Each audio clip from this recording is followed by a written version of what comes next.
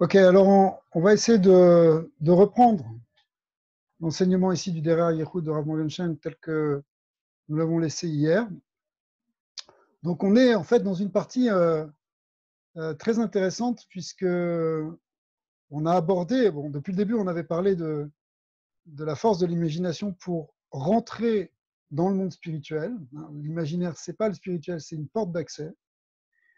Et bon, on en avait parlé un peu de manière légèrement générale jusque-là. Et puis depuis hier, on aborde des choses à un autre niveau, puisqu'on rentre vraiment dans des suggestions de méditation qui ont été données par les prophètes.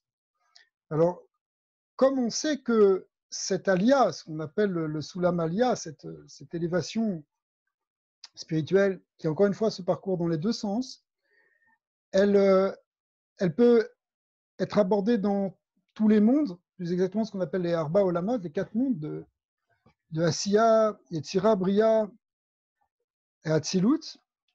Alors, suivant le monde dans lequel on est, où on pénètre spirituellement, si vous voulez, la symbolique imaginaire qui va être utilisée va être un peu différente.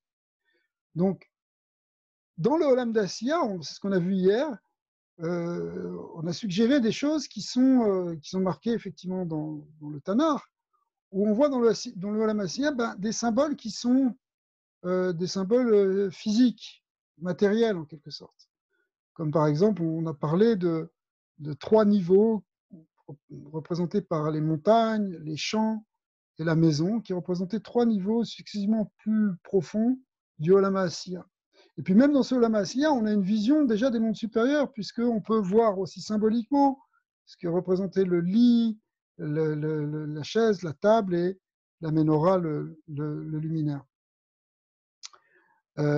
Donc, on utilisait des symboles qui étaient du monde matériel pour essayer de toucher quelque chose de l'ordre de la présence divine, de la perception du divin dans ce Olam Asiya. Je rappelle encore une fois que cette expérience de Aliyah dans les Arba Olamot, on peut la faire déjà tous les jours dans la tfila de Shacharit. Bon, Mincha et Arvit, c'est un peu différent, on en parlera un jour, mais on peut la faire dans la tfila de Shacharit, puisque la tfila est construite sur 4 étages de montée, et ensuite, en fait, après, on redescend selon ces 4 étages. Ces 4 étages étant les 4 mondes, et je répète, ça correspond à la première partie de la tfila, ce sont tout ce qu'on appelle les Ketoret et les Korbanot, ça correspond au Olam Asiya. Le second monde, c'est Yetzira, c'est le monde des Psuké des Imra, ce qu'on dit entre Baruch She'amar et Ishtabar, tous les chants de louange. Et puis le Yotzer et le Shema, qui sont la partie première, en fait, la plus importante du schéma Israël, ça correspond au Olam Abriya. Alors,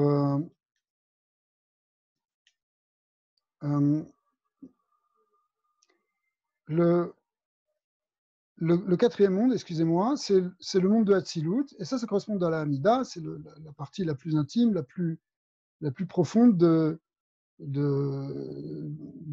la Tfila, et ça correspond donc effectivement au monde supérieur. Alors,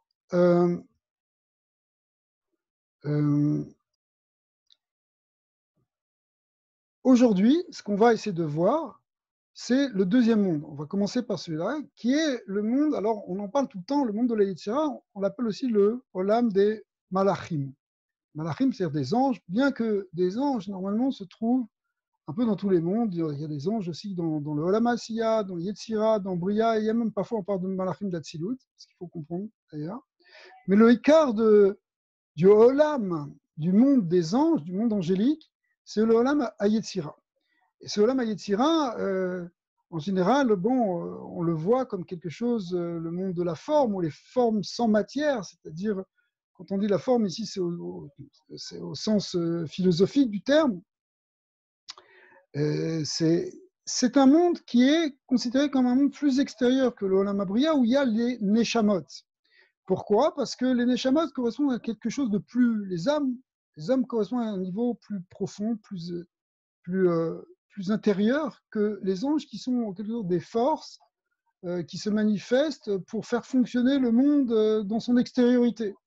Si bien que les anges sont vus comme quelque chose d'extérieur aux âmes, mais cependant, c'est par eux, en quelque sorte, c'est eux qui se manifestent dans ce Olam HaYetzira. Et si on veut trouver la dimension divine qui se trouve dans le Olam HaYetzira, on va pouvoir méditer sur des anges. Alors ça, c'est quelque chose qui est quand même très chidouchique, parce que on ne parle pas souvent comme ça. En général, même on a des craintes de parler de ces niveaux-là, hein, choses où c'est le monde un peu mystérieux, où on ne veut pas tomber, on l'a déjà dit plusieurs fois, dans une forme de représentation physique de réalité spirituelle. Hein. Tout ce qui est Igashmut, tout ce qui est matérialisation des images, c'est déjà proche de la Avodazara, c'est déjà, on n'a pas le droit, c'est l'interdit de faire des représentations, qu'elles que soit sous forme d'icônes ou sous forme de statues.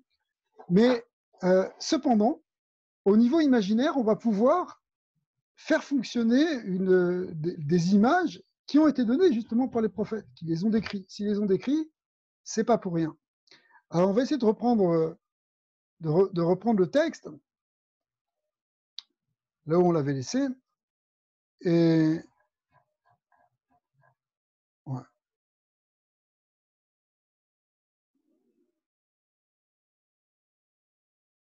Alors, donc on va rentrer maintenant Ve'ata nachiv et amchasha be'olam ha'yetzira. On a déjà lu ce passage hier. Ine olam ha'yetzira ou les maaseh olam ha'malachim. Le monde de Yetzira, c'est le monde des anges. Asher em ovdim et Hashem bebechinat avodat chitzonit. Eux, ils font un service qu'on appelle chitzoni, parce que c'est de l'ordre des midot, de l'ordre des forces, si vous voulez. Pour nous, ça se traduit essentiellement par ce qu'on appelle Ahava Ve'ira. C'est pour ça qu'on avait vu aussi que dans la Tfila, lorsqu'on est dans ce deuxième monde, le monde de la Yetzira, eh bien, c'est là qu'on éveille nos sentiments à la fois de respect ou de crainte, si vous voulez, et d'amour pour Dieu. Donc, ce qu'on appelle Ira Ve'ahava, ou Ahava Ve'ira. Et ça, c'est quelque chose qui est ritsoni par rapport à une dimension plus sichlite, plus intellectuelle, plus profonde au niveau de la connaissance, si vous voulez. Qui kol chitsoniut ibechinat shel avoda. Leumat derer apnimiut shi asaga ruchani pnimit. Si vous voulez, dans le monde de la Yetzira, c'est un monde en même temps d'émotions, de sentiments de crainte, d'amour. Et si on parle de sentiments de crainte et d'amour, c'est vu comme quelque chose d'extérieur par rapport à la perception spirituelle, intellectuelle des choses. Quand je dis intellectuel, ça ne veut pas dire simplement d'avoir compris quelque chose intellectuellement au sens où on en parle de manière profane. Mais c'est une perception plus directe, ce dont on est en train de parler. La perception spirituelle, la connaissance, le fait de faire un avec une chose spirituellement, c'est plus profond que le domaine sentimental. Sauf que, comme on a aussi des sentiments, on passe aussi par une avoda, un service, si vous voulez, un service de dévotion, enfin une manière de servir le Créateur par nos sentiments d'amour et de crainte que l'on canalise, que l'on sublime vers le Créateur et qu'on détache, si vous voulez, des objets de ce monde pour au contraire ramener vers sa source. Donc, mais malgré tout, c'est un point qu'il faut savoir, c'est que le domaine émotionnel est vu comme quelque chose d'extérieur par rapport au domaine purement spirituel. Et donc le monde des anges, c'est le monde de ces forces-là, de ces forces des émotions. Alors, souvent on dit aussi que le Olam HaYetzira correspond dans les sphirotes à ce qu'on appelle les midot des Zéanpin, qui sont Ahava, Ira, etc. C'est des Chesed, Gvura, Tiferet, Netzar, Od, Yesod, qui sont les 6 midot principales, qui sont donc des mots qu'on appelle souvent dans les Mamarim de Chassidut, qu'on appelle des niveaux qui sont au niveau de l'émotion. Donc on est dans le monde des émotions. Qui colle à Chitsoniut ou Bekinat Avshalva, le mode de Reraptimut, chez Asagar Pranit Apnimit. Vi Keneget Olam Abriya Ayoter Elion. Par contre, effectivement, le côté spirituel, la saga Rouchanit, la compréhension des vérités intellectuelles, si vous voulez, eh bien, ça se joue dans le Olam Aberia. Dans le Olam Abriya, on va méditer, par exemple, sur sur, sur l'unité divine, sur le fait que son yichud, que son unité emplit tous les mondes. C'est les kavanot du schéma Israël. Même si on va parler aussi des anges, mais ça va être une transition, c'est-à-dire que les malachim, quand on va en parler dans l'Olam Abriya, ça va être pour amener tout ça vers justement vers le monde de la perception et de la connaissance. Alors, revenons au Olam HaYetzira. Iné tsarir ladat, shekasher adam rotze la'alot be'olamat, ulekasher atzmo im haboré yidbara, ukemo shanu masbirim ata. Si on veut maintenant s'élever et s'attacher à Dieu dans ces mondes, comme on est en train d'expliquer, les kasher les bichinat malachim, s'attacher au niveau de ces niveaux d'anges. Alors là, il dit une phrase qui est très importante, et si je ne l'avais pas lu, je ne sais pas si j'en aurais parlé, parce que c'est tellement un sujet, non pas tabou, mais quelque chose dont on ne parle pas, le monde des malachim et même des neshamot. Az en lo la chashosh o le fached miletzayer kolehu anyanim agvoim. Donc c'est quelque chose qui est un chidouche, parce que il nous dit ici qu'il ne faut pas avoir peur d'être metztayer, ça veut dire d'imaginer toutes ces choses-là, de se créer un dessin. Ouais. Mais les stayer, toutes ces choses-là, il ne faut pas avoir peur. Pourquoi? Pourtant, comment moi je vais imaginer des anges, mais un ange, ce n'est pas quelque chose de physique. Donc comment je peux imaginer un ange avec des ailes? Et pourtant, ça a été décrit justement dans les Nevi'im, dans le prophète Ézéchiel, le prophète Isaïe, qu'ils ont décrit ces formes de malachim. Par exemple, dans le Sefer de Yechezkel, il nous décrit ce qu'on appelle les Chayot HaKodesh, qui sont des sortes d'anges, et il nous dit Vedvut Pnehem Pnei Adam, la forme, la forme de leur face était comme une face d'homme, ou Pnei Aryeh, avec aussi un côté de lion, les Arbatam, Pnei Shor, mais Asmoan, et aussi elles avaient toutes un côté qui ressemblait à un taureau, ou Pnei Necher, et aussi elles avaient toutes une face qui ressemblait à un aigle, ou Pneihem Vekanfehem, Prudot Milmala, leur face et leurs ailes étaient déployées vers le haut. Et il continue la description. D'ailleurs, le prophète Yechezkel décrit ici des anges qui ont 4 ailes, puisqu'ils avaient 4 Kanfehem, comme c'est marqué dans le pasuk, Upnehem Vekanfehem Prudot Milmala, Ishtaim Chovot, Ishtaim Bechasot, Gevotehem. Veish. Bon, il continue tout le pasuk, mais ce sont des anges qui ont donc qui ont 4 ailes. Kanfehem l'erba atam. Voilà, c'est ça le verset. Ils avaient chacune 4 ailes. C'est comme ça qu'on comprend le pasuk, les Mefarshim l'expliquent. Par contre, dans le livre de Isaïe, qui a décrit aussi d'autres niveaux dans ce monde de Yetzira, il décrit les séraphim comme ayant 6 ailes. Alors, on va voir. Les séraphim omdim imal lo shesh kenafaim leechad. Chacune avait 6 ailes. Beshtaim yichase panav ou beshtaim yichase raglav. Avec les 2 ailes supérieures, ils voilaient leur face, ils cachaient leur face. Avec les 2 ailes inférieures, les 2 plus basses, ils cachaient leurs pieds, yichase raglav. Ou beshtaim yofef, et que les 2 ailes intermédiaires, il volait. Alors ça, ce sont des descriptions qui sont données. Après, le passage qui dit Vekazel, Ze, Vamar, Kadosh, Kadosh, c'est ce qu'on dit après dans la Tfila, vous voyez. Et donc, il y a des descriptions ici avec des symboles physiques. Alors, ici, on pourrait dire, en général, on se dit, bon, il ne faut pas trop imaginer ça. C'est pas vrai. On peut utiliser notre imaginaire, même pour imaginer des anges. Mais attention, il y a plusieurs dangers. Il y a un danger de trop matérialiser la chose et de croire que ce sont vraiment des choses qui ont une réalité physique, si vous voulez. Ou bien, une autre chose, c'est d'en faire quelque chose de divin et d'en faire des dieux. Il ne s'agit pas ça non plus, évidemment. Il s'agit d'utiliser un symbole pour passer et pour comprendre une vérité. Mais le fait de la comprendre, cette vérité, ça crée une élévation spirituelle.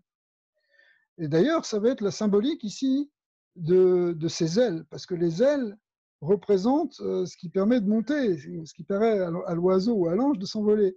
Et donc nous aussi, lorsqu'on va méditer sur ces malachim, ça va créer une forme d'élévation spirituelle.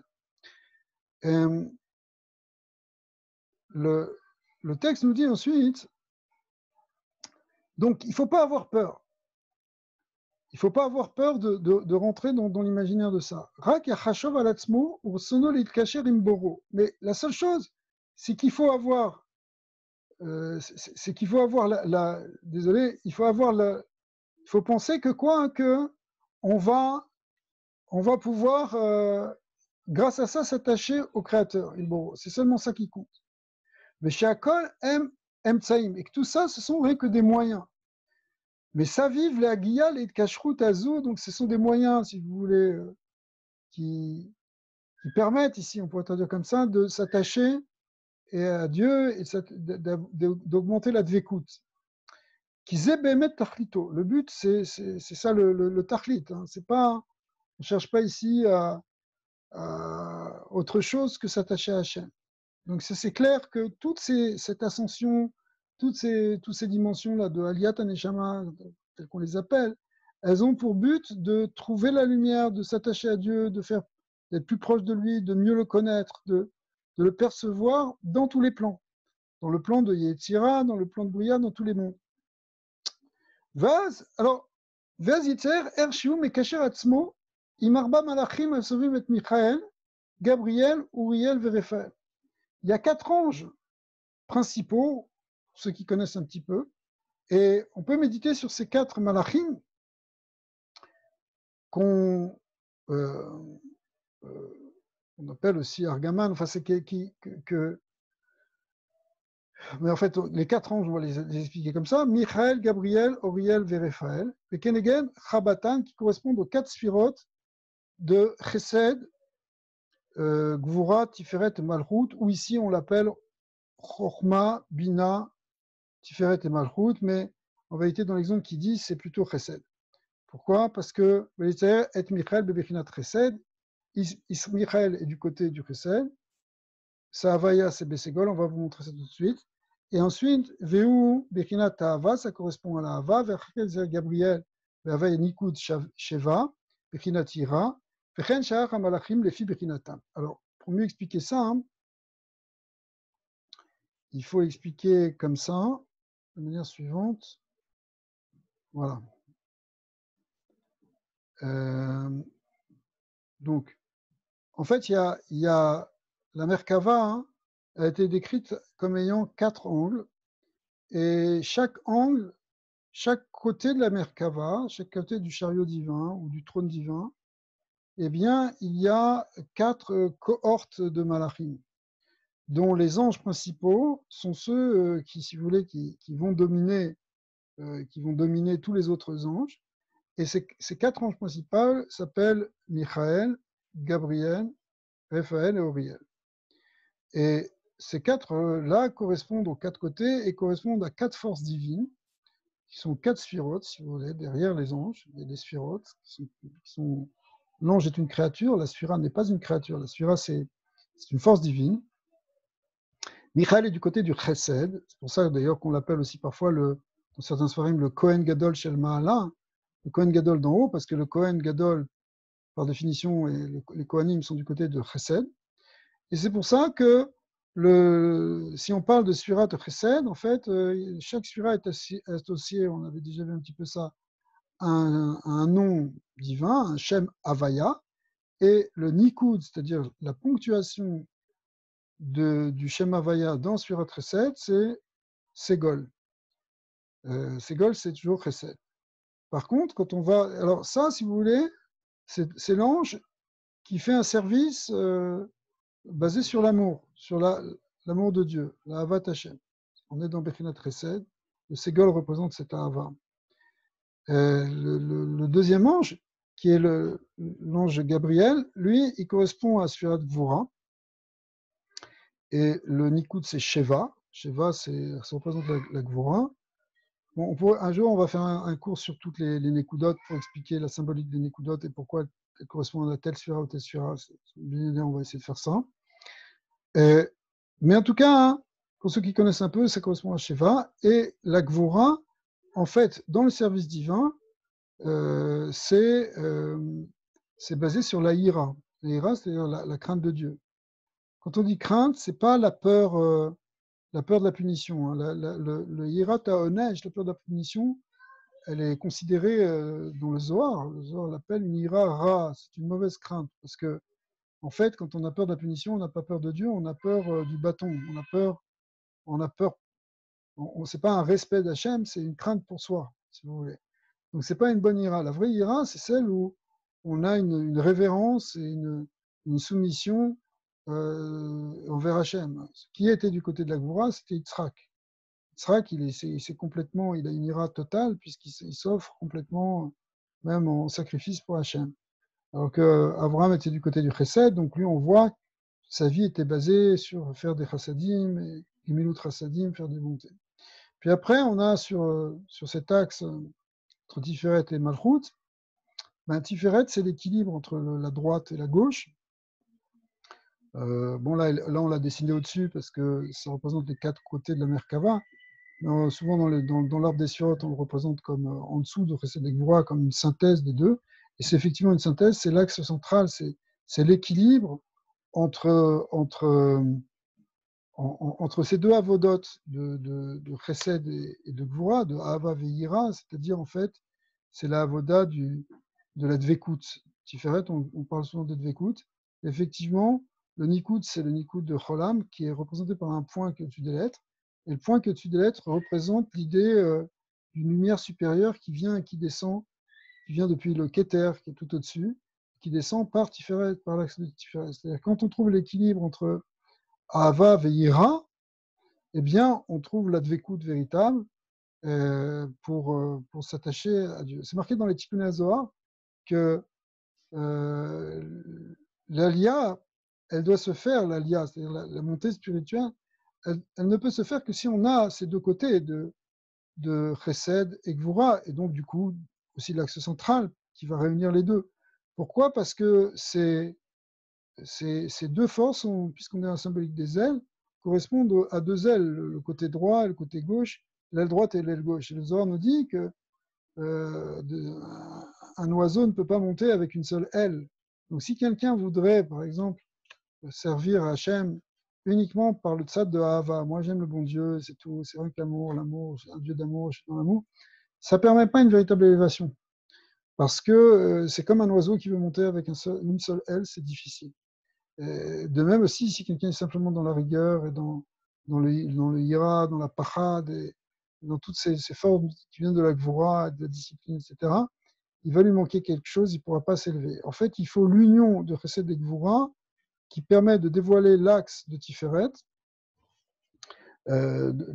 qui permet de dévoiler l'axe de Tiferet, qui est lui le corps, si vous voulez, qui réunit les deux ailes, ou les deux bras, enfin les deux ailes ici en l'occurrence.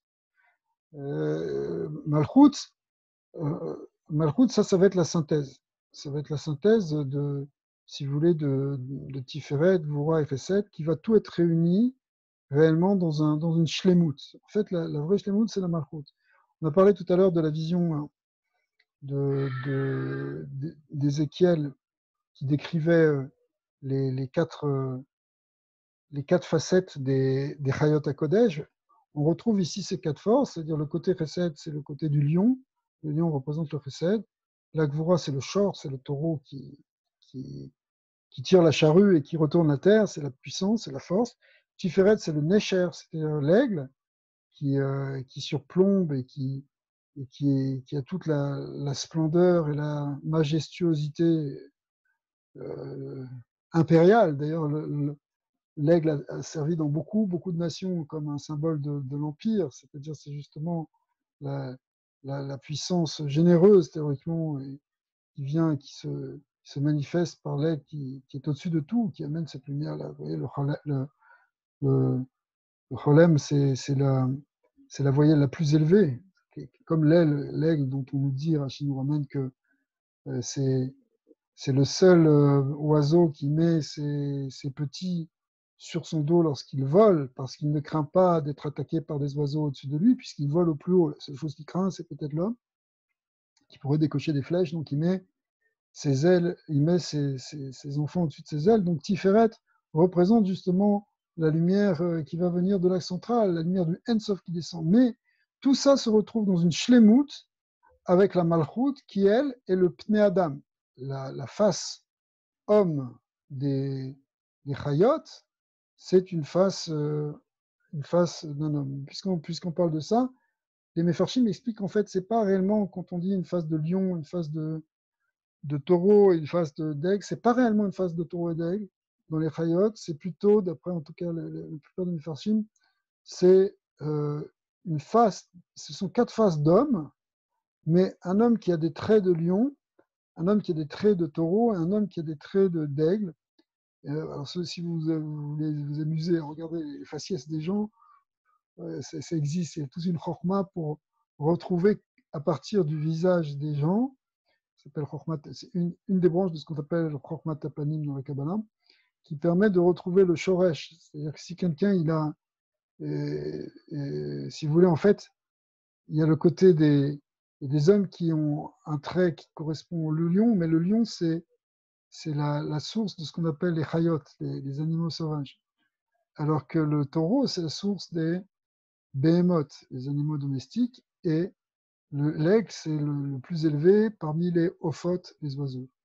Et puis, bon, l'homme, qui est la synthèse de tout.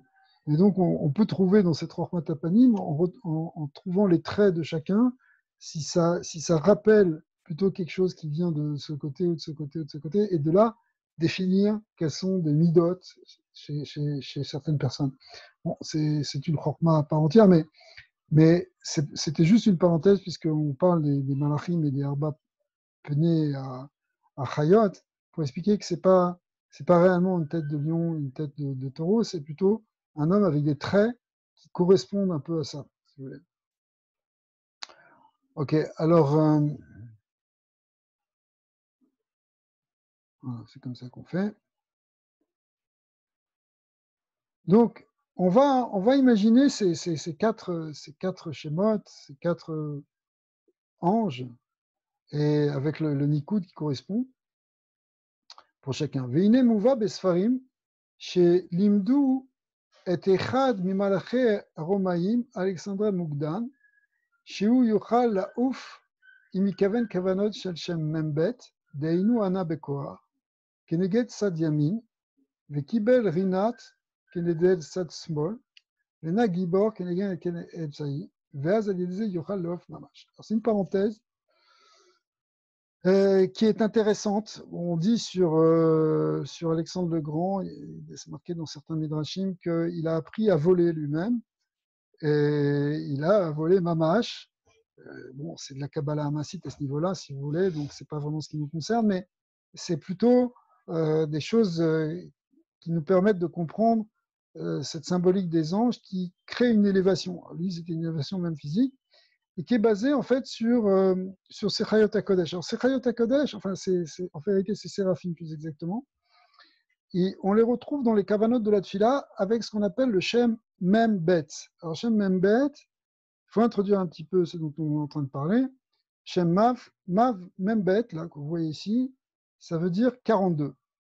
Donc, c'est un nombre de 42 lettres. Alors, le nombre de 42 lettres, on le dit dans la Tfila quand on dit Anabekoar. Ouais. Alors voilà Anabekoar. Anabekoar, Idvat Imintrat, Atir Spora, etc. En fait, les rachetevot de Anabekoar Gedula, c'est Aleph, Bet, Gimel. Donc on pourrait retrouver ici Aleph, Bet, Gimel.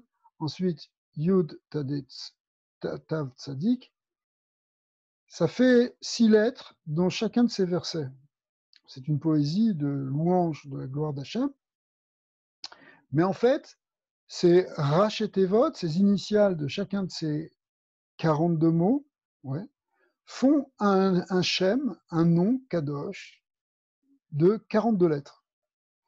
Et c'est une des expressions du Shem Membet, parce que le Shem Membet, de 42 lettres, de valeur 42, il peut aussi s'écrire autrement, ça dépend des mondes. Mais dans le Olama Yetzira, le Shem Membet correspond, le Shem Mav, on l'appelle aussi Shem Mav, chez les Mekoubalim, ils correspondent à ces 42 Otiyot. Et on dit qu'avec ce Shem Kadosh, Alexandre le Grand s'est élevé, nous on va pas, c'est envolé, nous on ne va pas s'envoler réellement, mais on va trouver une élévation. C'est d'ailleurs une des raisons pour laquelle on va le dire dans certains endroits de la Tfila.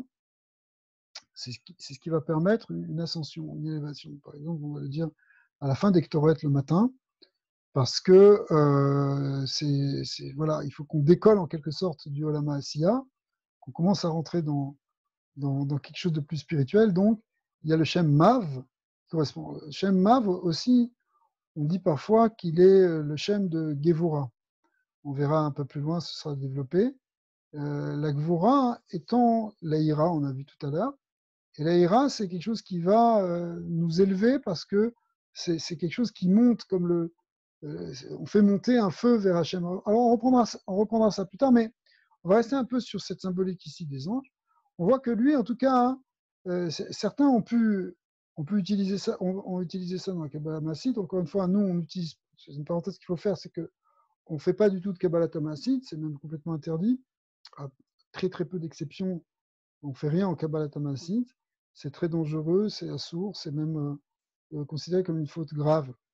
Mais par contre, la Kabbalah méditative, celle où on médite sur des schémotes, où on fait ce qu'on appelle les Yichudim, la Kabbalah des Yichudim, ce qu'on essaye d'introduire ici, en fait, eh bien, ça, c'est non seulement permis, mais c'est au contraire, c'est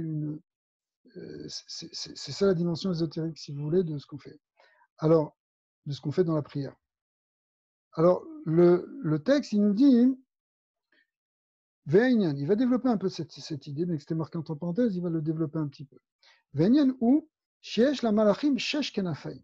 Les anges ont 6 ailes, effectivement, ça a été décrit comme ça par le prophète Isaïe, le Perek Vav. Et Beshtaim yichasu pneyem, c'est le verset qu'on a lu tout à l'heure, Beshtaim yichasu ragleem, ou Beshtaim yeofef. Donc, 6 ailes, on imagine l'ange ici avec 2 ailes, 2 ailes, 2 ailes. Les 2 premières lui couvrent le visage, les 2 dernières lui couvrent les pieds, et les 2 intermédiaires lui permettent de voler. Vesod ha'inyan, ou qui, chez Beshtaim yichasu pneyem, ou mipne rov or. Pourquoi les 2 premières ailes, les 2 supérieures, recouvrent la tête? Ça représente l'idée de se protéger d'un trop de lumière. C'est que ça, c'est très important. Hein, la Jvirat Takelim, la destruction des fûts, et même dans l'équilibre spirituel, il ne faut pas faire de Jvira. Il ne faut pas se briser non plus. Ça dépend parfois d'un trop de lumière. Donc s'il y a trop de lumière, on risque d'être usé, d'être emporté, d'être trop illuminé, si vous voulez. Alors, on va reprendre tout de suite ça, mais chez l'eau, il serait fou. Il serait fou. Pour pas qu'il soit brûlé. Ou beshtaim yechasu ragleem ou kedeged yesh miyut aor. Miyut or. Alors, l'autre danger, c'est qu'il n'y ait pas assez de lumière. Et ça, c'est l'idée des pieds. C'est-à-dire que le pied qui est le plus éloigné du cerveau, qui est l'endroit le plus bas, lui, il est en contact, en fait, avec aussi peut-être les forces déjà obscures. Et donc, il faut le protéger. Il faut protéger les niveaux où ça manque de lumière. Alors, on va essayer de comprendre après.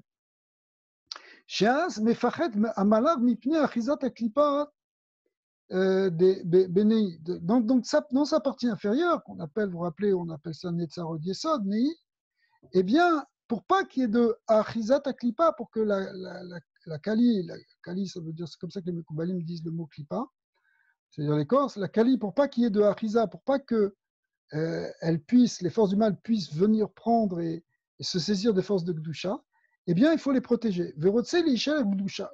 Ce malard, lui, il veut rester dans la Gdusha. Donc, il se protège en haut pour qu'il n'y ait pas trop de lumière divine. Il se protège en bas pour qu'il n'y ait pas pour que l'autre côté ne le saisisse pas, ne récupère pas sa force, si vous voulez. Ou Bishtaim Yofef, Et avec deux ailes, il va monter, il va voler. Ou kacher yesh ishtavut ben orot az yuchal leitrazek vela ouf vela sot avodato veshlichuto. Alors, il va pouvoir à ce moment-là trouver son équilibre parce qu'il n'y a ni trop de lumière, ni pas assez.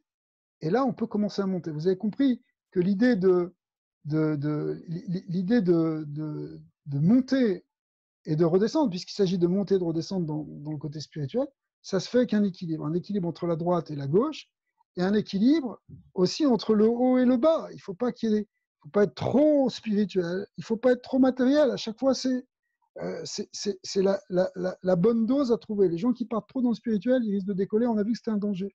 Et ceux qui, au contraire, sont trop enfoncés dans la matière, ils n'arrivent jamais à voler au-dessus d'un certain niveau. Donc, tout est une question d'équilibre. On se rappelle que parmi les quatre qui sont entrés dans le Pardès, on est encore dans la symbolique des quatre, les quatre mondes, des quatre anges. Eh bien, seul Rabbi Akiva est sorti Béchalom parce qu'il Nirnas Béchalom, Veyatsa Béchalom. Il avait Béchalom, c'est-à-dire l'équilibre. Et c'est cet équilibre qu'il faut essayer de trouver, l'équilibre entre droite et gauche, entre haut et bas. Droite et gauche, c'est-à-dire entre Chesed et Gvura, et haut et bas, c'est-à-dire entre spirituel et matériel.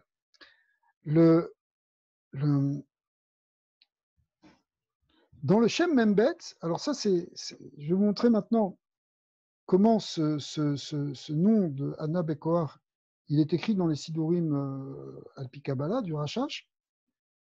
En fait, chacun des versets va être écrit, va être décomposé si vous voulez. On va prendre une page pour chaque verset. Les kabbalistes n'ont pas peur de gâcher du papier pour écrire des kavanotes. Alors, ils vont prendre une page pour écrire. Vous avez remarqué on a dit 6 mots qui correspondent à ces 6 lettres, qui sont d'ailleurs, c'est un Shem Kadosh, c'est un nom sacré, on ne peut pas le prononcer n'importe comment. D'ailleurs, une des raisons pour lesquelles on dit Baruch Shem Kevod à la fin de la récitation de ce texte, c'est parce que on véhicule un Shem très Kadosh et qu'à chaque fois qu'on a une crainte d'avoir dit un nom un peu d'une manière justifiée, on dit toujours Baruch Shem Kevod Malchuto Le'olam Vaed. À chaque fois qu'on a prononcé ça, un nom Kadosh en vain, on dit béni soit, on dit que c'est pas en vain parce que c'est pour le bénir. Alors, on va reprendre dans les Sidurim, on va reprendre chacun de ces versets de manière détaillée. Voilà. Vous voyez, ici on a à nouveau Anna Bekoar, Gedula Timincha, Tatir Tzrora. On a les 6 mots du premier verset. Et avec les Rachetevot, c'est-à-dire la partie du Shem, Aleph, Bet, Gimel, Yud, Tav, Tzadé, qui sont les Rachetevot de cette chose. Mais ce qui est intéressant dans cette description, c'est la manière dont c'est réparti. C'est-à-dire qu'il y a des mots à droite, des mots à gauche, qui représentent justement les 6 ailes de chacun de ces anges. Donc on a dit qu'ils avaient 6 ailes, et que derrière ces ailes, en fait, il y a des forces divines qui se cachent. Alors, vous voyez, les deux premières, ici il est marqué Beshtaim Yichase Panav. C'est le verset qu'on a lu dans Isaïe. Ouais, bon, ça va pas. Beshtaim Yichase Panav. Ou Beshtaim Yichase Raglav, ou Beshtaim Yofef. C'est ce qu'on avait vu. On ne s'est pas exactement mis au milieu comme dans ce qu'on aurait pu croire, mais en fait, ici, il y a cette idée des 6 ailes des séraphim. Et donc, la kavana sur un abécoar, qu'on dit, en fin de compte, c'est une kavana où on va, si on la fait lentement, qu'on médite lentement dessus, c'est vraiment pour trouver cette notion d'élévation. Donc ça va être pour le premier verset, ce sera après pour le second, Kabel Rinat, Amera Sadia Taren Nora, où à chaque fois, on rappelle ces 6 ailes des anges, 2 qui nous protègent de trop de lumière, 2 qui nous protègent des forces obscures, et 2 qui nous permettent de s'élever. Et on va le faire donc dans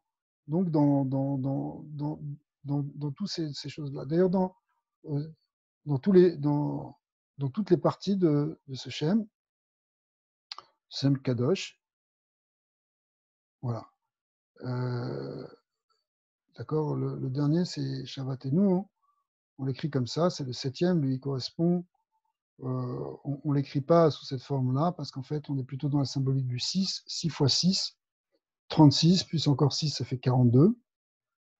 Et parfois, on rajoute la klaloutz qui fait encore 7, ce qui fait 49, par exemple. C'est une des kavanotes dans le Homer, ou les 49 jours du Homer, où on a mis de kaven à chaque fois une lettre du Shem de Hana Bekor.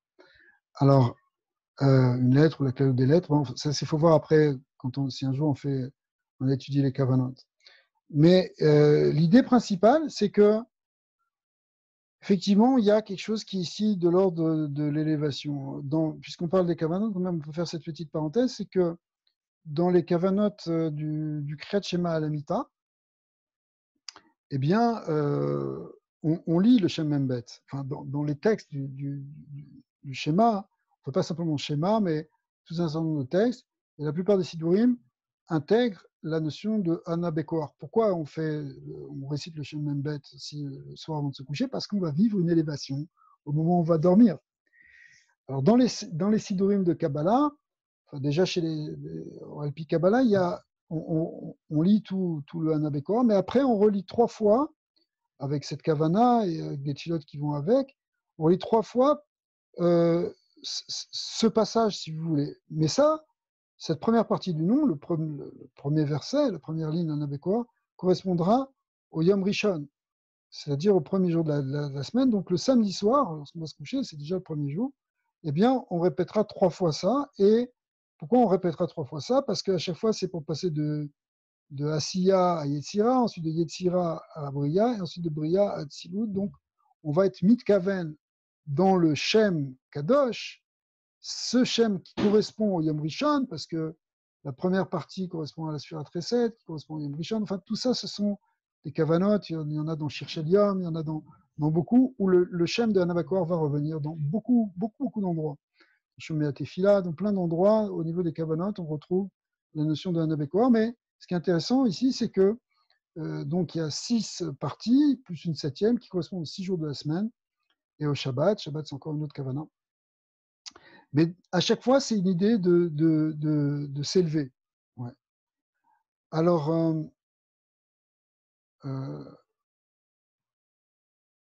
ok. Donc, les malachim, ils ont donc ces 6 ailes. Et vous voyez comment cette connaissance des ailes des anges, cette représentation imagée des malachim, permet de connecter avec des forces divines, de voir, de percevoir. Derrière le malach, il y a une sphira avec un shem, il y a une lumière divine qui est la lumière. Voilà, on peut même la détailler. Vous voyez, chaque jour, c'est une lumière particulière, etc.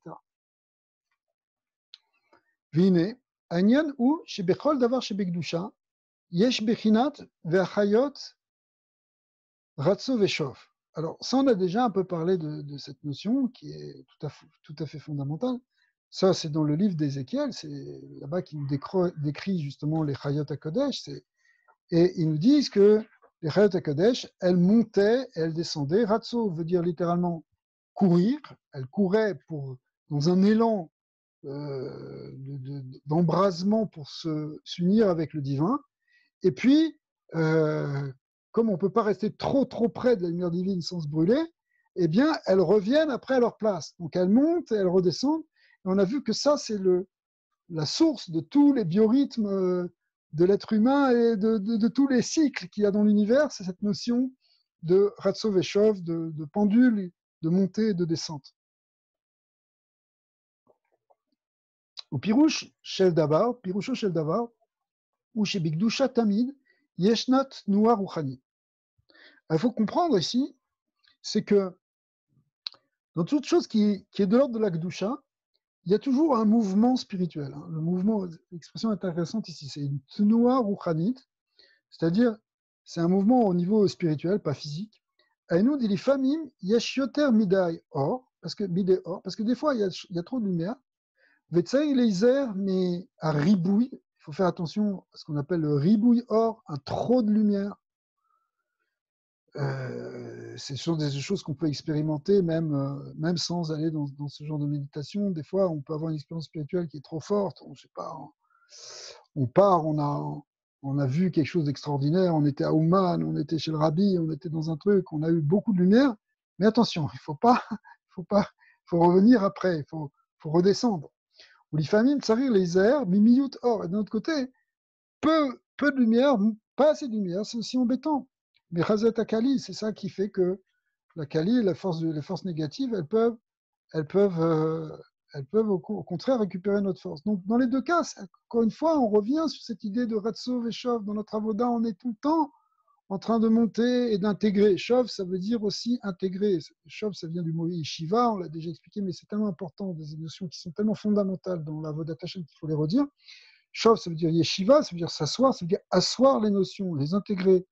Revenir, si vous voulez, on a une alia spirituelle, on a une montée, mais il faut aussi après l'intégrer dans notre quotidien, l'intégrer dans notre corps, l'intégrer dans nos relations humaines. Ça ne sert à rien d'avoir une expérience mystique magnifique si après on craque avec sa femme et ses enfants, qu'on devient insociable, qu'on devient paranoïaque. Il peut y avoir toutes sortes de choses. Mais en fait, si quelqu'un il a cette sagesse de savoir qu'il faut couvrir avec ses deux ailes le haut et le bas et trouver l'équilibre entre la droite et la gauche, c'est-à-dire pas trop de lumière, juste ce qu'il faut, pas trop de matérialité non plus, juste ce qu'il faut, parce que si tu plonges dans la matérialité, tu as du mal, tu te fais absorber. Qu'est-ce que tu veux parler de spirituel si tu es complètement plongé dedans, dans le matériel? Tout est une question d'équilibre. Mais cet équilibre, il est dynamique, c'est-à-dire qu'il y a des moments où on est plus spirituel et des moments où on est plus matériel. Ce n'est pas un équilibre statique, parce que c'est vraiment le mouvement de... C'est comme le mouvement du cœur ou le mouvement de la respiration, on voit tous ces mouvements. C'est-à-dire qu'il y a un inspire, il y a un expire, il y a une élévation, une descente. Donc, il faut savoir gérer ça, parce que très souvent, surtout quand on fait teshuva, tout ça, on a l'impression que on a un grand moment d'élévation, c'était extraordinaire, j'ai vécu des Shabbats magnifiques, j'étais à Yeshiva pendant un temps, et puis après ça redescend, et j'ai l'impression que je suis retombé dans le Yetzara, et que finalement, c'est encore pire. Il ne faut pas s'inquiéter, parce que c'est normal que tout se fasse par Alia Veirida. C'est pour ça que dans le Ratso et le Shov, le fait de monter et de descendre, Rabbi Nachman emploie cette expression extraordinaire, il dit il faut être baki, il faut être expert. Baki, ça veut dire expert dans la montée et dans la descente. Il faut savoir pas trop monter ou monter tout en restant anav et pas en se prenant pour Moshe Rabbeinu parce qu'on a une petite compréhension. Et d'un autre côté, il faut savoir aussi descendre, c'est-à-dire ne pas se déprimer si on a l'impression que, tiens, on redevient le côté un peu grossier et bassement humain de notre personnalité qui reprend le dessus à ce moment-là, où on a l'impression que c'est une chute. En fait, ce n'est pas une chute, c'est une descente, mais qu'il faut contrôler pour ne pas tomber ni dans la vera, si vous voulez, ni tomber dans la dépression. Donc il y a quelque chose qui est savoir gérer la descente aussi. Il faut être expert dans la montée, expert dans la descente. Bon, c'est toute une Torah, la Torah Vav de Rabbi Nachman, qui est une Torah merveilleuse qui explique tout ça et qui s'appuie sur les Kavanot du Harizal d'ailleurs, où là-bas on comprend par rapport à certains schémas, ça fait un lien extraordinaire entre Kabbalah et Chassidut. Mais donc, il faut arriver à faire ça. Mais il ne faut pas s'étonner. On va avoir des moments d'élévation et des moments de diminution. Il y a pas, on n'est pas dans un mouvement, si vous voulez, linéaire et continu. On est dans un dans un mouvement où il y a des montées et des descentes. C'est inévitable. C'est impossible de faire autrement. C'est l'univers qui est construit comme ça, puisqu'on voit que tout tourne. Alors, ça ne veut pas dire qu'il n'y a pas des choses où parfois on peut avoir des moments plus directs, justement, parce que quand on touche ce Kaf Emsaï, cet axe central, quelque part, vous voyez, ce centre de la Merkava, on a vu 4 plans, là, 4 côtés. Quand on touche le centre, quelque part, on touche à un moment d'éternité qui est au-delà du mouvement. Parce qu'il y a aussi l'immobile. Dieu est aussi immobile avant de générer le mouvement. Le mouvement commence avec le Tzimtzum, il commence lorsque ça commence, quelque chose commence dans la pensée divine de vouloir créer le monde. Alors, il y a un mouvement intérieur, si vous voulez, qui fait que les choses vont commencer. Mais après, on est dans le monde du mouvement, l'univers est en mouvement. Et tout ce qui existe, y compris dans le niveau Rouhani. Mais évidemment, comme pour reprendre une vieille expression des philosophes, que Dieu est le moteur immobile du monde, c'est-à-dire c'est lui qui fait mouvoir le monde, mais lui, il est dans une certaine immobilité, dans une intemporalité. Et on peut toucher aussi cette dimension d'éternité. Mais en même temps, il faudra revenir après dans le monde de la temporalité et faire des va-et-vient entre cette expérience d'éternité et cette expérience de temporalité qui est en général l'expérience courante que l'on fait au quotidien. Mais disons qu'on peut arriver à superposer et même à intégrer la dimension éternelle dans la dimension temporelle, et ça, c'est finalement la finalité de la création, c'est-à-dire que dans le monde du fini, dans le monde du temps, dans le monde de l'espace, on puisse aussi trouver et dévoiler la dimension éternelle de Dieu. Mais concrètement, on va être toujours dans une forme de mouvement. Et on voit que c'est au cœur de la spiritualité. C'est pas, donc il faut avoir l'habitude de ça, il faut être bâti dans ça. Ça vient avec l'expérience.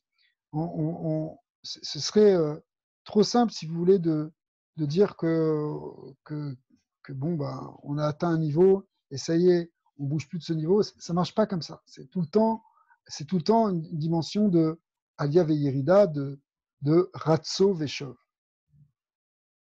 Et ça, effectivement, donc c'est dans ce verset de Ézéchiel, qui d'ailleurs est repris dans le Sefer Yetzira, hein, qui est le livre des mystères de la création, et qui base sur cette notion de Ratso Veshov, en fait, un grand principe dans l'univers, un grand principe dans la Avodat Hashem aussi. Veine, Beshat, alors maintenant, en fait, il va maintenant dans le paragraphe suivant, relier ce dont on vient de parler maintenant avec l'autre forme de méditation, enfin l'autre approche de la méditation qui était celle de la respiration. C'est-à-dire que lorsqu'on respire, on a vu qu'il y avait un côté un peu plus facile dans la respiration puisque la respiration était plus extérieure, c'était quelque chose de plus physique, donc on avait quelque chose de plus palpable. Et donc on va essayer de relier tout ça avec la notion de respiration. Lorsqu'on respire et qu'on fait rentrer l'air à l'intérieur. Alors, on se rappelle que on va avoir la kavana de se remplir de la lumière divine. Chez le Bechinat, Yira Ve'ava. Mais puisqu'ici on est dans le Olam de Yetzira, on a vu que l'Olam de Yetzira était basé essentiellement sur les émotions de Ira et Ava, alors on va penser maintenant, on va avoir la kavana, et c'est Yechaven, c'est kavana, ça veut dire kavana, que cette lumière qui rentre en nous, elle est dans sa dimension de ira ve'ava, justement, elle véhicule ses sentiments. Et on va voir ensuite, vous vous rappelez que on imaginait à chaque fois que la lumière, elle part du haut, dans la tête, enfin, elle rentre d'abord dans la tête, ensuite elle descend au niveau du thorax, ensuite au niveau de l'abdomen. Et donc, on va essayer d'amener ces sentiments-là jusque dans notre esprit, dans notre cœur, si vous voulez, et même jusque dans notre corps.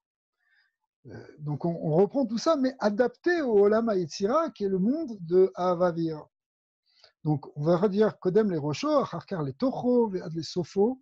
Ici, l'expression qui est donnée, c'est une expression prise dans le Sefer Yetzira, qui s'appelle Rosh, Tor, Sof. Littéralement, le début, le milieu et la fin. Mais le Sefer Yetzira lit ces trois parties du corps, c'est-à-dire la tête, la partie spirituelle, le thorax, la partie émotionnelle, et l'abdomen, la partie physiologique. On appelle le Sefer Yetzira, appelle ça aussi Rosh Torsof, mais ici on est dans le Rosh Torsof, si vous voulez, du Olam HaYetzira, donc où ce qui prédomine, c'est Ira Ve'ava. L'Emaase, Bizman Anishima, Nire Bechush, Erche, Areut, Mitmaleot, Avir. Quand on respire, on peut percevoir que les poumons se remplissent d'air. Reut, c'est les poumons. D'accord ? Et ils se remplissent d'air. Ou mikoarze, azruot, yamin usmol, olot ksat. Et lorsque l'on respire, donc quand on remplit les poumons, eh bien, les bras droit et gauche s'élèvent un peu. Ça fait remonter les épaules. Bon, il ne faut pas être trop balgava, mais disons que ça fait, évidemment, le fait de gonfler la poitrine, ça va faire remonter, remonter les épaules et donc les bras. Et donc, on va avoir cette vision-là, cette perception même physique. Or, les bras, ils sont liés avec Ahava Veira. C'est-à-dire que le bras droit, on a vu, c'est comme l'aile droite, c'est le côté du chesed, de la Ahava, alors que le bras gauche, c'est le côté de la ira. Donc en fait, il y a une élévation de Ahava Veira. C'est comme les deux ailes là qui montent. Nous, quand on respire, on n'a pas des ailes, mais on a des bras, mais quelque part, spirituellement, on est en train de faire monter ces bras, d'élever la Ahava Veira, hein, vers le Créateur, vers Hachem. Et en faisant ça, on réalise, on arrive à toucher quelque chose de la lumière divine dans le Olam HaYetzira, dans la spécificité de ce Olam HaYetzira qui est marqué essentiellement par ces notions de Ahava Veira. Vechen kasher ou motzi avir azruat yordot bechazara. Et évidemment, lorsque on souffle, lorsqu'on expire, eh bien, les bras redescendent. Vekar ou gam beruchaniut. Si on le voit à un niveau physique, évidemment, ce qui nous intéresse, ça va être aussi à un niveau spirituel, donc beruchaniut. Bisman knisat avir zoche ou lealot ou leofef. Donc lorsqu'on rentre l'air, ça fait monter, ça fait voler. L'air nous élève. D'ailleurs, quand on veut faire monter un ballon, on le gonfle. À l'idée, Shne Akanafim, Yamin ou Smol, mais ne sortons pas de notre symbolique. C'est grâce à ces deux ailes qui sont l'aile droite et la gauche, qui correspondent à Mitrom et Mim, et qui vont s'élever chez Ahava Veira. Les ailes droites et les ailes gauches, c'est la Hava et la Ira qui nous font donc monter spirituellement, qui va élever notre conscience, notre perception. Vekacher, donc on voit comment les émotions ici, elles sont dirigées, canalisées et utilisées pour pouvoir monter. Alors, Vekacher, Akedusha Yotzetz, venez les mettre, Kargam Yordot Akenafaim, Veu Choser Laaretz. En revanche, ici, je crois qu'il y a une erreur. C'est pas le mot Kedusha, c'est plutôt la Neshima. Lorsque l'air ressort, eh bien, ça fait on redescend vers le bas, on redescend vers la terre. Kemoken, Beshat, Aknisa, Ta'avir, Efshar Letzaer, Ershiu Mitmale Be'arbe Or, Atcheino Yachol Le'arzik, Avir Yoter Bifnim. Donc, on peut imaginer qu'on va se remplir d'air, faire même retenir cet air pendant un moment, et on le retient à l'intérieur. Or, si on le fait trop, alors voilà, pardon, on arrive au point, c'est que si on fait beaucoup, on va dire, ça amène beaucoup de lumière.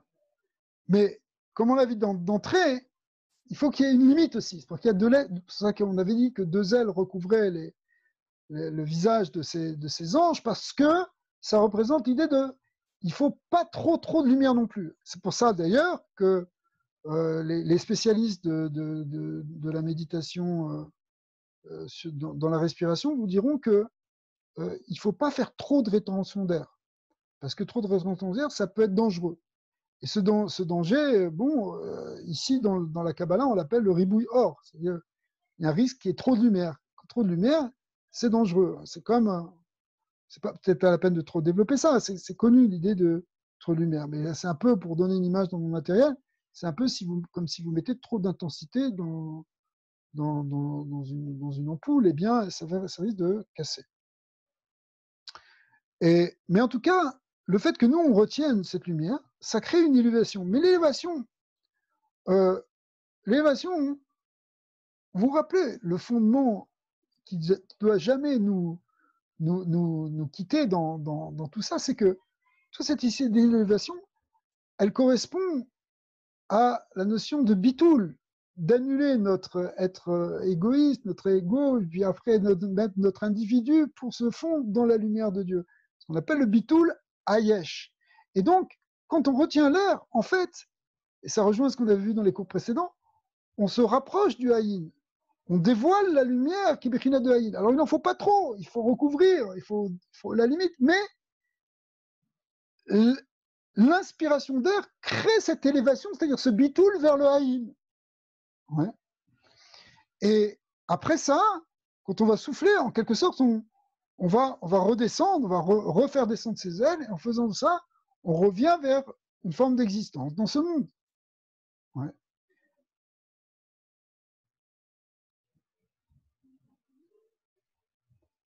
Bechinat Aïn, si le Bechinat de Ribouille Or, lorsque la lumière augmente, eh bien, ça amène du Aïn, ça nous amène vers le mais Panav. À ce moment-là, il faut se couvrir le visage, c'est-à-dire mettre une limite aussi dans ça. Après ça, on va expirer. Nimsa rik me'aor, et du coup, on se vide de la lumière, même si on avait vu que lorsqu'on souffle, ça fait aussi, la lumière passe et circule par la bina, et c'est ça qui venait être métère aussi, le côté extérieur du corps. Mais malgré tout, on se retrouve sans air et donc sans lumière. Et donc on est redescendu vers le Hani. Lorsqu'on inspire, on avance vers le Haïn, et lorsqu'on expire, on revient vers le Hani. Vous vous rappelez, on a vu que le Yesh, il venait du Haïn, mais que Yesh, c'était l'équivalent du Hani. Vous vous rappelez de ce schéma. Et ça s'appelle, à ce moment-là, lorsqu'on redevient Hani, qu'on a tendance à s'épaissir à nouveau, à se réincarner, eh bien, au basé, Yechasse Raglav, à ce moment-là, il faudra couvrir les pieds, c'est-à-dire aussi donner une limite dans cette redescente, si vous voulez. Veaz mito rekanut mevakesh lash'uf avir. Et lorsqu'on est à nouveau vide, eh bien, on va rechercher à nouveau ish'of avir, à inspirer de l'air, velitmalot shuv meor, et à nouveau se remplir de lumière. Vechen choser anyan bechinat ratso veshov. Et on va faire ce double mouvement de montée et de descente, qu'on appelle encore une fois ratso veshov, et on va le faire à chaque respiration. Donc, chaque inspiration, ça va être un ratso, une élévation, et chaque expiration, ça va être un chauve, on redescend dans ce monde, on souffle. D'ailleurs, l'idée c'est de souffler. Et Shiva, c'est le fait de s'asseoir, c'est souffler. Vezou, les maaseh aderer ametukenet shel achnasat aorot. Et donc, si vous voulez, c'est le bon derrière, c'est la manière bien arrangée, metukenet littéralement, pour faire rentrer ces lumières. On a compris maintenant cette idée de respiration qui est en même temps équilibrée et à laquelle on a associé maintenant, dans le Olam HaYetzira, on a associé la dimension sentimentale, du cœur, de l'amour, de la crainte. Mais en tout cas, pour revenir, le point, c'est que c'est l'équilibre grâce au Ratso Veshov. Ki im azman Anirnasim otam orod les gouffos, ve'ofrim leor pnimi, puisqu'on avait vu que quand on faisait rentrer l'air à l'intérieur, en fait, on fait rentrer des orotes, et ces orotes, elles rentrent et elles se deviennent de or pnimi, de la lumière qui était makiv, qui était à l'extérieur de notre corps, elle est rentrée à l'intérieur. Ve'az yural la halot, b'chinat shtanim yofet, et c'est ce qui s'appelle donc justement monter dans le secret donc de ce qu'on appelle là les deux ailes par lesquelles les anges volent. Ukimoken merumaz basé, chez mitor ribouy or chez ubechinat sad yamin, ou mitor miut or bechinat sad small. Et là, il y a une espèce de permutation qu'on est en train de faire, mais qui revient en permanence dans la Kabbalah, c'est-à-dire que ce qu'on a appelé le haut et le bas ici, ça correspond aussi à la droite et à la gauche. La droite étant liée au haut et la gauche étant liée au bas, c'est des symboles qui sont relativement similaires. On peut passer de l'un à l'autre. Et donc l'aile droite, elle représente ce qui nous fait monter, l'aile gauche aussi ce qui nous fait descendre, même si on a vu tout à l'heure en citant les Tikkun qu'on a besoin des deux pour monter et des deux pour descendre, mais symboliquement, le côté droit est plus lié avec l'idée de monter, parce que la droite est liée avec le spirituel, alors que la gauche est liée plus avec le matériel. Mais bon, ici, donc, on peut reprendre les choses de cette manière. Oler ou Emsa, l'important c'est qu'on aille au milieu, dans ce centre, on met Ofev et Oler, et on vole et on avance. Le Sod Ani Ve'ayin Kechada. Et en fait, on unifie ainsi le Aïn et le Hani. Kechada, ça veut dire, c'est une expression araméenne du Zohar, que le Hani et le Aïn sont ensemble. On est à la fois Hani et Aïn. On n'est pas que Aïn, sinon on n'existerait pas on ne serait pas des êtres humains. Et on n'est pas simplement des Hani qui sont des créatures coupées de leur source. On est à la fois Hani et Aïn. Qui zoui à Darga Retsuya. Et c'est ça qui est visé, si vous voulez. C'est intéressant que toutes ces méditations, elles nous amènent à une réalisation spirituelle intéressante et très importante, où on arrive à être à la fois des individus, doués d'une personnalité, doués d'initiative, de libre choix, et en même temps totalement annulés devant Dieu. C'est-à-dire que c'est des choses qui sont contradictoires, le Hani et le Haïn, mais on arrive à réunir les deux. Deinu achibour ben Hani ve'Haïn, yamin usmol, beratso ve'shov. Donc toutes ces manières sont de manières de voir. Bon, bah ouais, on a tout souligné. Ça s'appelle ratso ve'shov et l'idée de Hani ve'Haïn beyachad. Ok. Après, le paragraphe d'après, on le verra plus tard, c'est la méditation au niveau du Olam Aberia. Donc, pour l'instant, ce qu'on a vu effectivement aujourd'hui, hier c'était Asiya, aujourd'hui c'est Yetzira. Et vous voyez comment Yetzira, on utilise la symbolique des anges. Premièrement, on peut retenir qu'il ne faut pas avoir peur de les imaginer, tout simplement, puisque les prophètes nous ont donné des images, sans pour autant en faire, si vous voulez, une réalité physique, mais l'image permet de méditer. Et puis, finalement, on va, comme ces anges qui s'élèvent, et bien nous aussi, on va s'élever par les mêmes sentiments que ces gens, on va partager les sentiments de ces malachim, qui sont des sentiments de Hava Veira. Ils ont aussi ils savent aussi mettre les limites vers le haut et les limites vers le bas. Et bien nous aussi. Et puis, on va même adapter ça dans la méditation, et y compris dans la méditation en respirant, puisque ça va très bien avec le mouvement de la respiration, qui est un mouvement aussi d'ascension et de descente. L'inspire représentant l'ascension et l'expire la redescente. Et donc, on va être comme ces chayot ou comme ces séraphim qui montent et qui descendent, ou ces séraphim qui ont 6 ailes, etc. Donc, on utilise ces symboliques-là pour connecter avec le divin dans ce plan émotionnel du Olam Hayetzira. Alors, je propose qu'on fasse quelques minutes à titre d'exemple, mais évidemment, tout ce dont on est en train de parler, on peut chacun essayer de le pratiquer à sa manière, chez soi. Il y aurait peut-être un moment où il faudra peut-être se réunir et essayer de le faire aussi tous ensemble, ce serait intéressant. Mais c'est pas grave, je vais essayer de donner le modèle. Vous pouvez aussi le faire de votre côté, évidemment. Donc, après être passé par le Lamasiya, où on a vu, vous vous rappelez, on a trouvé les dimensions divines partout. Maintenant, on est arrivé au deuxième, partout dans le monde physique. Maintenant, on est arrivé au deuxième et s'éveillent les sentiments. Et je vais respirer, je vais inspirer. Et quand l'air rentre, j'imagine la lumière qui était maquive qui rentre à l'intérieur et qui passe de la tête, qui descend dans le thorax et dans l'abdomen et qui se répand, mais qui se répand de manière équilibrée. Il n'y a pas ni trop de lumière, ni pas assez. C'est la bonne dose. Ni trop en haut, ni trop en bas. Et puis, les sentiments d'amour et de crainte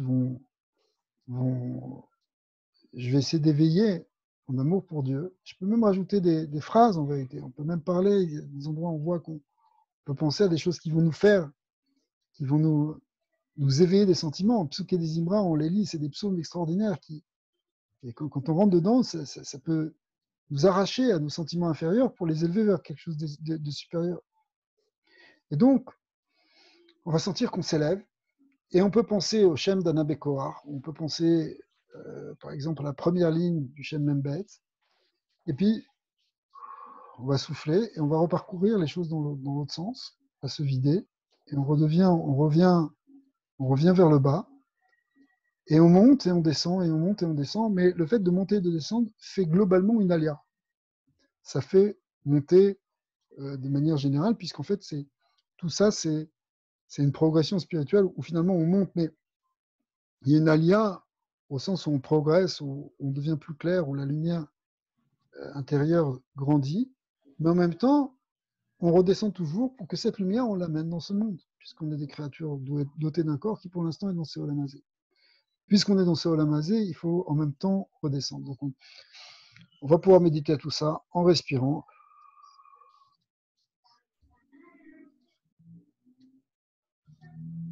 Et on peut imaginer, même, on peut visualiser en quelque sorte ces anges avec ces ailes qui couvrent leur visage. Tout ça, ça peut être un support pour percevoir ce que nous, on est en train de vivre à un niveau intime, à un niveau profond.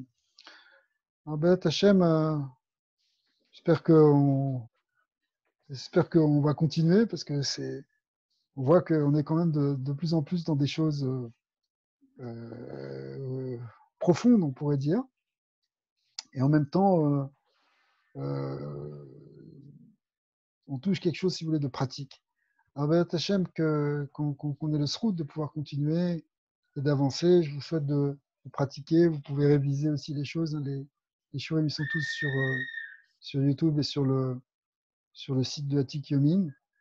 Je profite pour féliciter Simon qui entretient ce site depuis plusieurs années maintenant, Kol HaKavod. Et Béat Hachem, qu'on puisse avancer, qu'on puisse étudier, qu'on puisse continuer malgré toutes les difficultés, au contraire, dans les temps difficiles, quand le monde est, est inquiétant et, et, et menaçant, parce qu'on ne sait pas ce que va devenir, vers quoi on va, les projets sont en suspens, tout est un petit peu difficile, eh bien, à un niveau collectif comme à un niveau personnel pour chacun selon sa réalité, si vous voulez. Mais une des manières de traverser tout ça, c'est au contraire de se renforcer, de s'élever, de connecter avec la source divine à ce moment-là, même si à l'extérieur, on a l'impression que le monde bascule dans une forme de astara, de voilement, de esterpanim, on garde la connexion intérieure et du coup, on renforce notre émouna, on renforce notre, notre force intérieure pour pouvoir affronter, pour pouvoir au contraire bien agir, pour pouvoir sortir le meilleur de de toute situation qu'on pourrait traverser de l'attachement. En tout cas, on espère qu'il va y avoir la Géoula Shlema et que tout ce qu'on a vécu maintenant, c'était juste pour déboucher sur un monde meilleur, un monde où on va reconstruire le temple, où on va pouvoir aller tous méditer, s'élever spirituellement, où il va y avoir la présence divine qui va résider parmi les êtres, et avec la Géoula Shlema, avec Mashiach Tzidkenu. Amen. Ok, alors, Superbe.